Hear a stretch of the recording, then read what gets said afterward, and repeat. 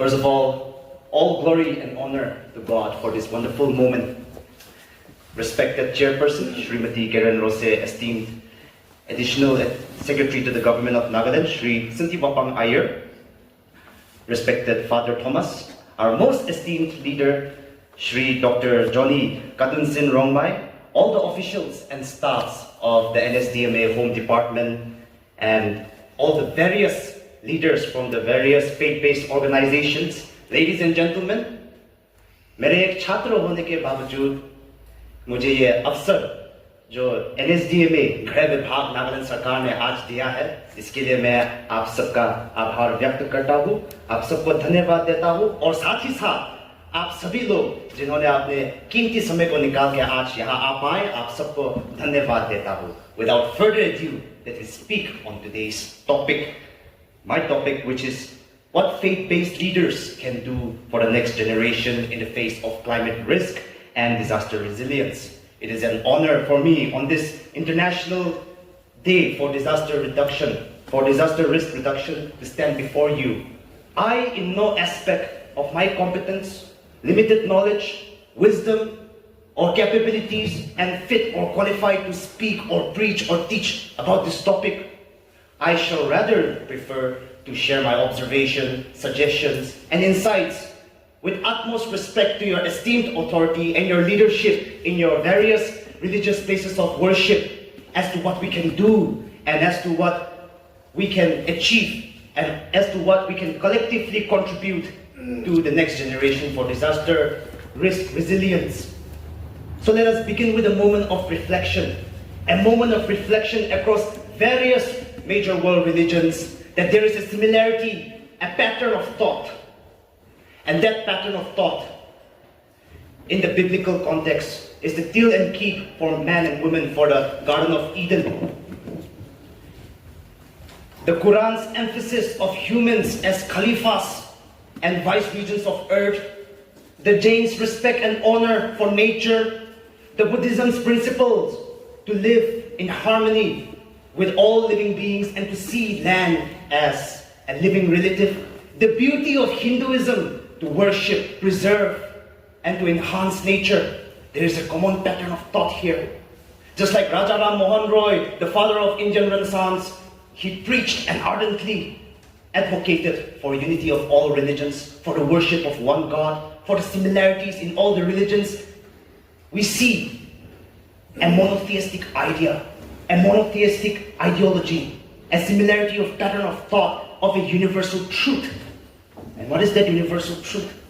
That is, man has been entrusted with the authority, responsibility, and care of this planet. Unfortunately, this trust is under siege today. Yet, today, landslides, floods, wildfires, the poor town planning of electrical wires, pipelines, or negligence of spots where trees can fall during heavy thunderstorms, wildfires, all these are taking away innocent lives, all these are displacing the vulnerables, all these are destroying homes and properties of our people. And so we have to understand that climate change is not a distant threat, it is a present reality.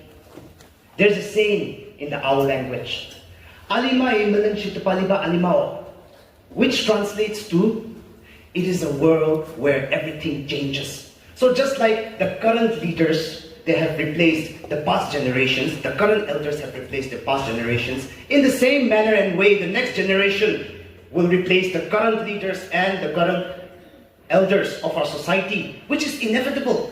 So your children, your grandchildren will inherit the world shaped by our choices. Let me repeat that. The next generation will inherit a world shaped by our choices. They will either inherit a world which has amplified risk of floods, landslides, wildfires, and the social upheavals that follows, or they will inherit a world which has a proper infrastructure which is disaster-proof, and a society which is resilient and well-informed about disaster management. The choice is ours on what to do. As faith leaders, we cannot sit idly. Instead, we should Rise, not in fear, but in faithful action. And first and foremost, before doing anything else, we need to put prayer first. And I appreciate and acknowledge all the religious leaders here who have been ardently and diligently praying for the next generation. Allow me to supplement to the importance of prayer through the biblical context of putting God first in every single thing we do.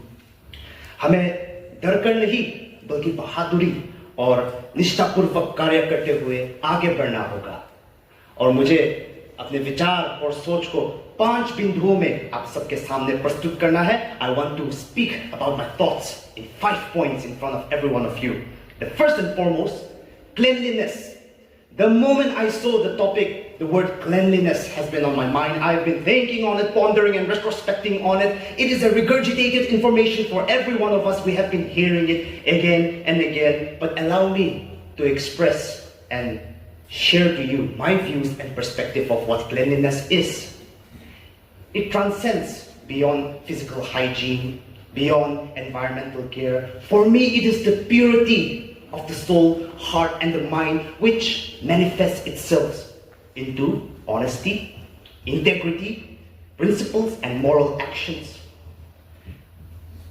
It is widespread concept. Cleanliness is a widespread concept. We keep on hearing it, but yet we continue to live in a mediocre society and state. It is because we hear and we listen about cleanliness, but we fail to apply it in our actions. Recently, our Deputy Chief Minister, Sri T.R. Zilian, he mentioned in an interview and he noted that the NHIDCL is ignoring the state's input and also the Honorable Chief Minister's suggestions on preventing landslides in NH29 and also to prevent accidents down there.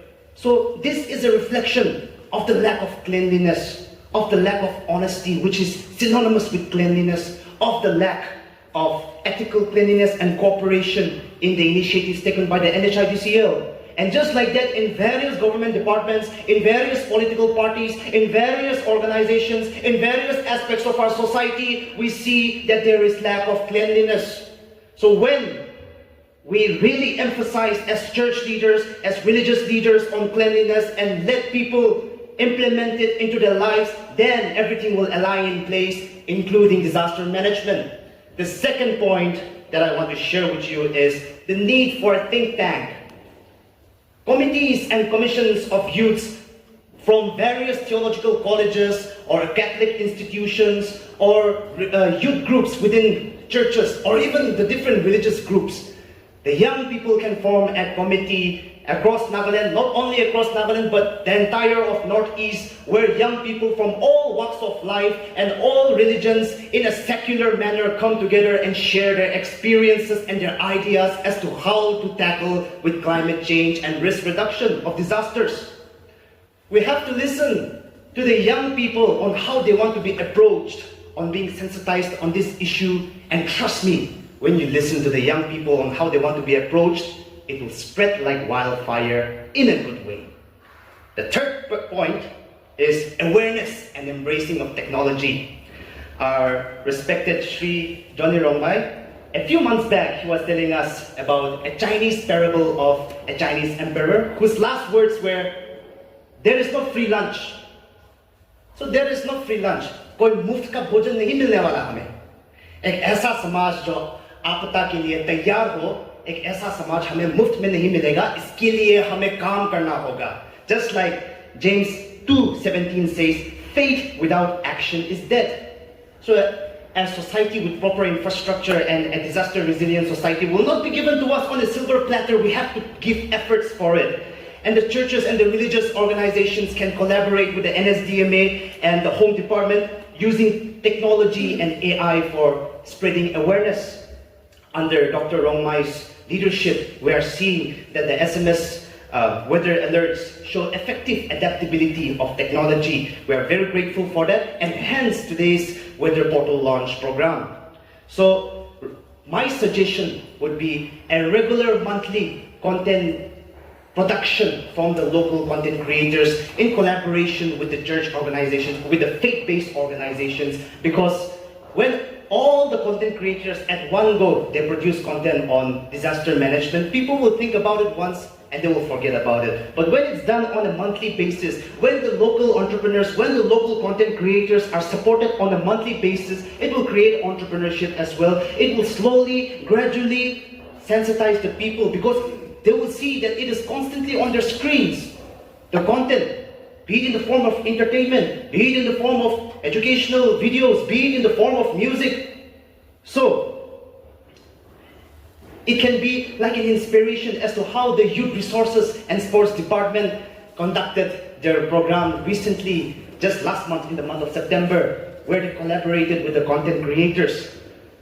And it will save the government's resources as well, because even the faith-based organizations will be engaged in supporting the local content creators. It will boost entrepreneurship and enhance skill while spreading awareness. It will be mirroring like how Joseph's prepared for the famine in the book of Genesis. The fourth point is change in curriculum. The educational institutions and the theological institutions, they have to incorporate and integrate disaster management into their curriculums. Last year, on this very pulpit, in this very hall, I mentioned that this do's and don'ts, it should be inculcated into our syllabus in every paper, or every semester, every class. We have to learn about it, or every sermon that you preach about. In that way, the Sunday schools, catechism classes, and youth gatherings, or different religious organizations, the youths within your institutions, your religious institutions, they can link biblical stories or religious texts or religious stories from your religious text and incorporate disaster management, inculcate disaster management into the curriculum. So it will only benefit the students, because disaster management is also a part of the UPSC syllabus.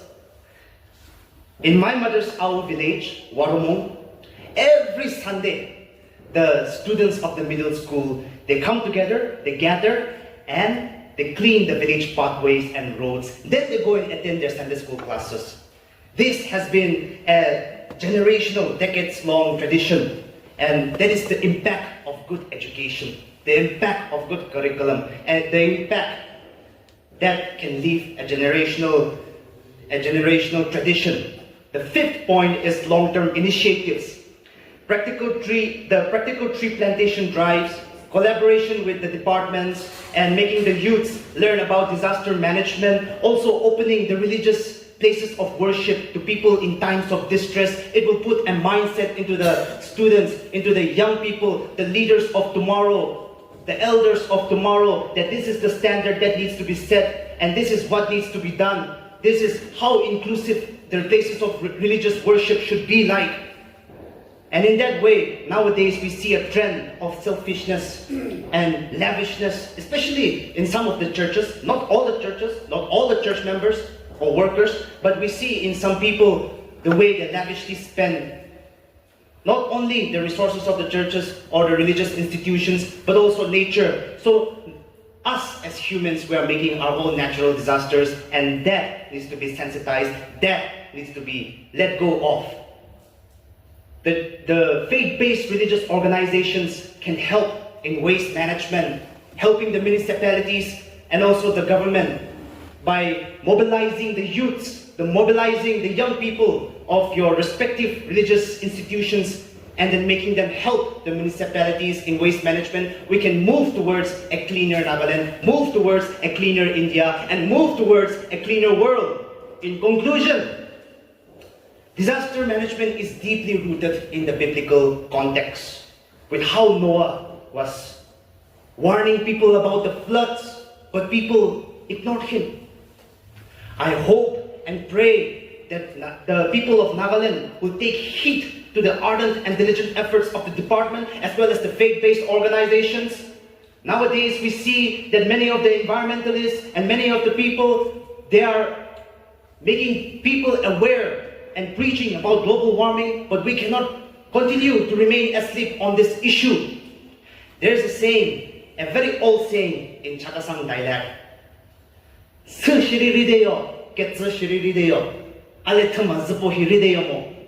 This translates to, The wood will rot away, the stone will erode, but the person's words will remain. So the religious, faith-based organizations need to preach the young people in such a way that it will continue to inspire and endure for generations to come.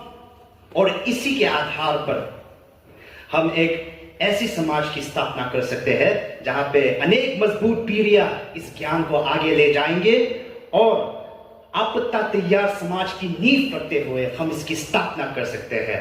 We can ensure future generations will carry forward this knowledge and manifest the very theme of today's program, which is towards a safer and resilient Nagaland. Ladies and gentlemen, my name is Kepozo Kapuh. I thank you all for patiently listening to me and for this opportunity. Thank you. Have a great day.